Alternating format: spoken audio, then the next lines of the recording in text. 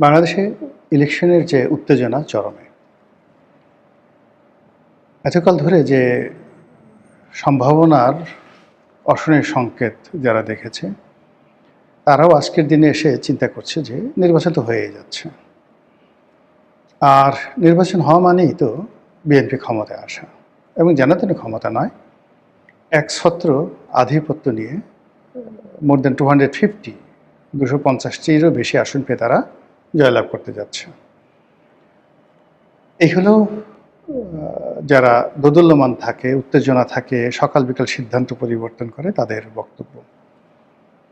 অন্যদিকে যারা বলছেন যে এই নির্বাচনে ম্যাটিকুলাস ডিজাইন হবে, আমেরিকার একটা ডিজাইন আছে, এবং আমেরিকা যেহেতু জামাতকে চাচ্ছে, কাজেই শেষ রাতের যে ছক্কা, এটি শেষ পর্যন্ত জামাতই মারবে, এবং বিএনপি এবং অন্যান্য যারা লোকজন রয়েছে তাদেরকে বেকুফ বানিয়ে মোটামুটি ভোটের ফলাফল বিএনপির দিকে নিয়ে যাবে। আরেকটি পক্ষ, যারা এখনও পর্যন্ত এই ভোটের 3-4 দিন আগে, তারা বলার চেষ্টা করছেন যে আওয়ামী লীগ হাল ছাড়েনি, শেষ পর্যন্ত আওয়ামী লীগ একটা চক্রান্ত করবে এবং নির্বাচন বানচালের জন্য তারা সর্বোচ্চ চেষ্টা করবে। অন্যদিকে দিল্লির খবর হলো, দিল্লি মনে প্রাণে যাচ্ছে যে নির্বাচন হোক, অর্থাৎ দিল্লির দুটো অংশ, একটি অংশ শেখ হাসিনা আর অন্যটি অংশ হলো নরেন্দ্র মোদী। তারা যাচ্ছে যে একটা গণতান্ত্রিক ট্রান্সফরমেশন হোক এবং ট্রানজিশন অফ পাওয়ার এটা স্বাভাবিক নিয়মে হোক, এটা তারা চাচ্ছে। এর কারণ হলো ভারতের সঙ্গে যে বাংলাদেশের দ্বিপাক্ষিক সম্পর্ক, এটি থমকে আছে গত 17 মাস ধরে। ব্যবসা বাণিজ্যে উভয় দেশই ক্ষতিগ্রস্ত হচ্ছে, এবং সবচেয়ে বড় ব্যাপার হলো উভয় দেশের জনগণের মধ্যে একটা বিরাট ফ্রাস্ট্রেশন তৈরি হয়ে গেছে। এবং এই মুহূর্তে ভারতের যে আন্তর্জাতিক সংকটগুলো রয়েছে, সেই সংকটের মধ্যে যদি বাংলাদেশের এই অভ্যন্তরীণ সমস্যা তাদের বিরুদ্ধে চলে যায়, তাহলে এটা রীতিমতো গদির উপর বিস্ফোরা তৈরি হয়ে যাবে।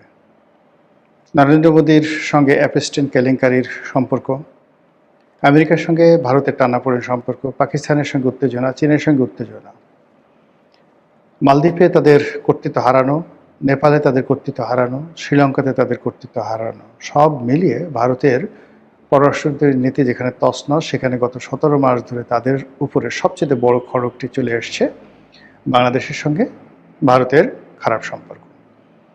তো বাংলাদেশের সঙ্গে ভারতের খারাপ সম্পর্কের ফলে কি হচ্ছে, অন্যান্য দেশগুলোতে ভারতের জন্য যতটা না হুমকি, তার চেয়ে বাংলাদেশের মাটি ভারতের জন্য 100 গুণ হুমকি তৈরি করতে পারে। এদেশের মাটিতে যদি আমেরিকা কোনো কারণে তাদের প্রভুত্ব বিস্তার করে ফেলে, চীন যদি প্রভুত্ব বিস্তার করে ফেলে, এমনকি মায়ানমার দেশের যে পার্বত্য অঞ্চল, সেই পার্বত্য অঞ্চলে মায়ানমারের যারা আরাকান আর্মি, তাদের আধিপত্য যদি প্রতিষ্ঠিত হয়ে যায়, ভারতের সর্বনাশ হয়ে যাবে।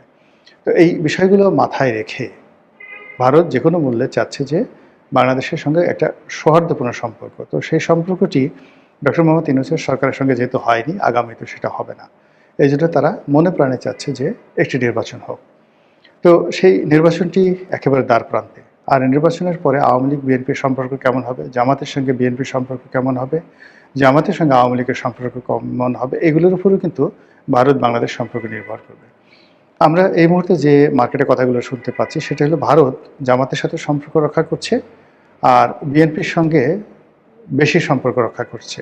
সবাই বলাবলি করার চেষ্টা করছে যে মূলত তারেক রহমান সাহেব যে বাংলাদেশে এসেছেন মূলত ভারতের গ্রিন সিগন্যালের উপর নির্ভর করে, এবং ভারতের যে চ্যানেলগুলো রয়েছে বাংলাদেশের বিভিন্ন প্রশাসনে, সেইগুলো তারেক রহমান মুখী করে দেওয়া হয়েছে। আবার কেউ বলার চেষ্টা করছেন যে ডক্টর মোহাম্মদ ইউনূসের সঙ্গে যে সমঝোতা হয়েছিল তার লন্ডন বৈঠকে, তার প্রেক্ষিতে তিনি এসেছেন। আর ইউনূস সাহেবের এই মুহূর্তে জনাব তারেক রহমান সাহেবের সাহায্য সবচেয়ে বেশি দরকার তার সেফ এক্সিটের জন্য। হোয়াট এভার মেবি, ঘটনা যাই হোক না কেন, ইতিমধ্যে আমরা যে বিষয়গুলো মোটামুটি একটা অনুসিদ্ধান্তে পৌঁছে গেছি, সেটি হলো আমেরিকা কোনো অবস্থাতেই বিএনপির সঙ্গে সমঝোতা চাচ্ছে না।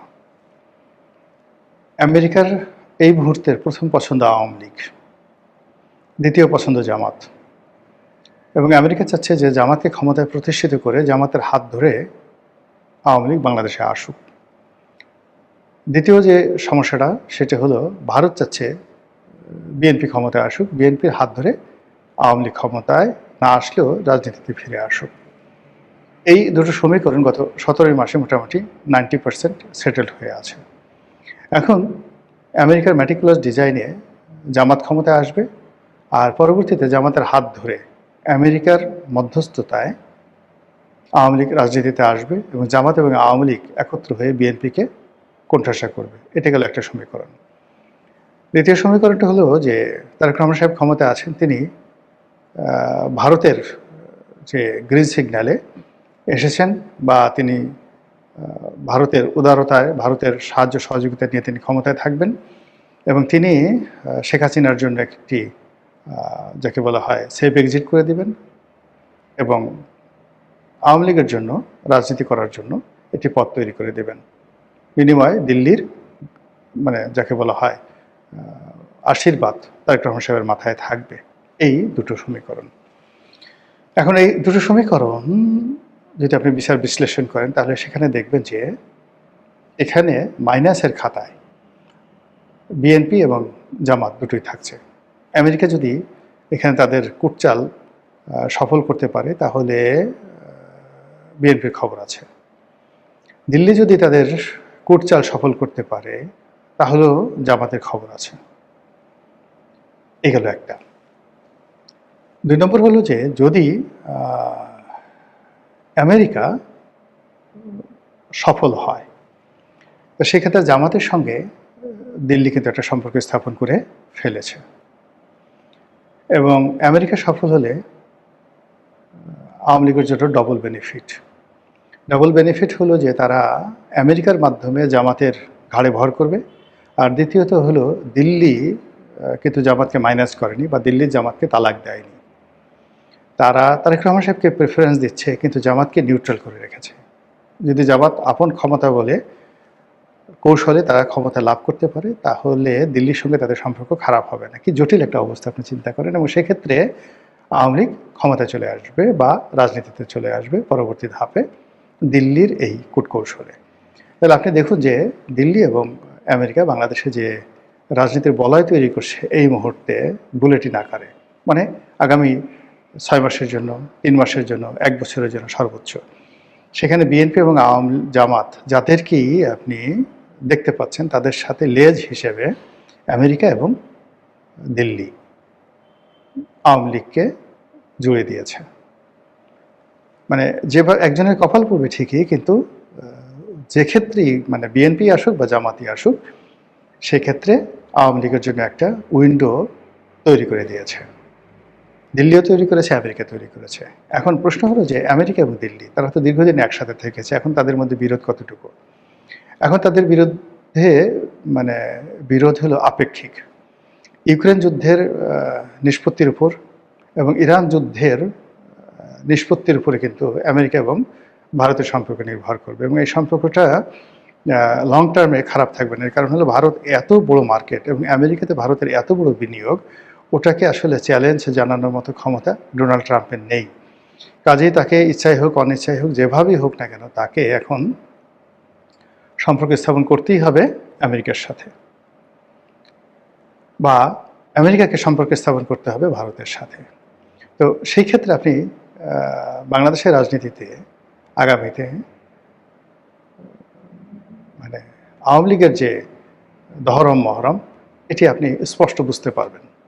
ফলে আপনি দেখেন যে হঠাৎ করে আজকে দেখলাম যে তারেক রহমান সাহেব রয়টার্সে যে বক্তব্য দিয়েছেন সেই বক্তব্যের একটি গুরুত্বপূর্ণ অংশ ফটোকার্ট আকারে রীতিমতো ভাইরাল হয়ে গেছে। সেখানে তিনি জনাব সজীব ওয়াজেদ জয়া এবং সায়মা ওয়াজেদ পুতুলের যে রাজনীতি সেই রাজনীতির ব্যাপারে তিনি গ্রিন সিগন্যাল দিয়েছেন। তার বক্তব্য যে আগামীতে বিএনপি যদি ক্ষমতা আসে অবশ্যই তিনি সাহায্য করবেন, আর ক্ষমতা না আসলেও দল হিসেবে বিএনপি কোনো অবস্থাতেই তারেক রহমান সাহেব এবং তার যারা লোকজন রয়েছেন কোনো অবস্থাতেই শেখ হাসিনার যারা সন্তান তাদের রাজনীতির ব্যাপারে তাদের কোনো আপত্তি নেই। তাদের বক্তব্য হলো জনগণ যদি তাদেরকে চায় তাহলে তাদের অসুবিধাটা কী। তো যেটা বলছিলাম যে এই যে একটা জটিল রাজনীতি, সেই রাজনীতির আবর্তে বাংলাদেশ নিয়ে এখন ভারত এবং আমেরিকা টানাটানি করছে এবং সেই টানাটানিতে আমেরিকা সঙ্গত কারণেই এবং যাকে বলা হয় বিএনপিকে পছন্দ করছে না, আর সঙ্গত কারণেই দিল্লি বিএনপিকে টেনে নিয়েছে। আবার অন্যদিকে সঙ্গত কারণেই আমেরিকা জামাত ইসলামীকে টেনে নিয়েছে কাছে আর সঙ্গতির কারণে দিল্লি জামাত ইসলামীকে শত্রু না বানিয়ে নিউট্রাল করে রেখেছে। এই যে আমেরিকা এবং ভারতের যে রশ্মি টানাটানি, সেই রশ্মি টানাটানির দুটো উপলক্ষ আছে। একটা হলো বঙ্গোপসাগরে আমেরিকা তার কর্তৃত্ব চায়। বাংলাদেশের ভূমির উপর তার কোনো অধিকার দরকার নেই, কিন্তু বঙ্গোপসাগরে তাদের কর্তৃত্ব দরকার এবং সেই কর্তৃত্বের জন্য তাদের সেন্ট মার্টিন লাগবে।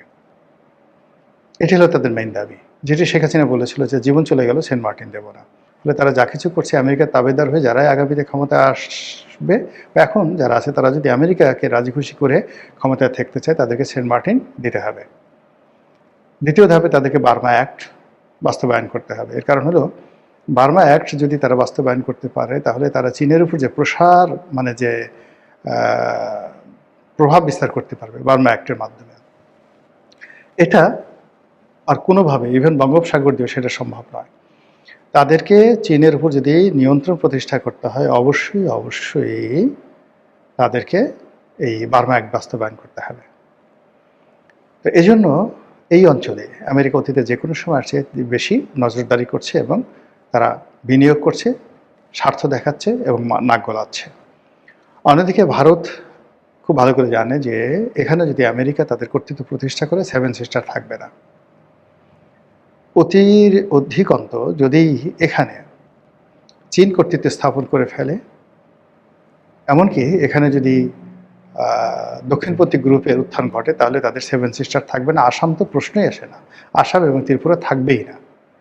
বাংলাদেশের দক্ষিণপন্থী গ্রুপ শক্তিশালী হওয়ার সাথে সাথে খুব অল্প সময়ের মধ্যে এই দুটো জায়গাতে অস্থিরতা তৈরি হয়ে যাবে। ফলে এই যে বাংলাদেশের রাজনীতির জন্য তারা ইতিপূর্বে ভয় দেখিয়েছে, তারা সার্জিক্যাল স্ট্রাইক করবে, তারা বাংলাদেশের মধ্যে ঢুকে পড়বে, যা ইচ্ছে তাই করবে, মানে এই যে হুম্বিতম্বিগুলো, এবং আমরা এখন নির্বাচনের এই সময়টাতে এই জিনিসগুলো বাদ পড়েছে। কিন্তু আমরা জানি যে ভারতের যে সেভেন সিস্টার আছে সেই সেভেন সিস্টারের যে লাগোয়া তাদের যে বেসগুলো রয়েছে, সেনা ক্যাম্পগুলো রয়েছে, সেনা ছাউনিগুলো রয়েছে, সেখানে মানে ভারত সর্বোচ্চ সতর্কতায় আছে, সৈন্য সামন্ত বৃদ্ধি করেছে এবং মাঝারি পাল্লার ক্ষেপণাস্ত্র দ্বারা সেখানে মোতায়েন করেছে।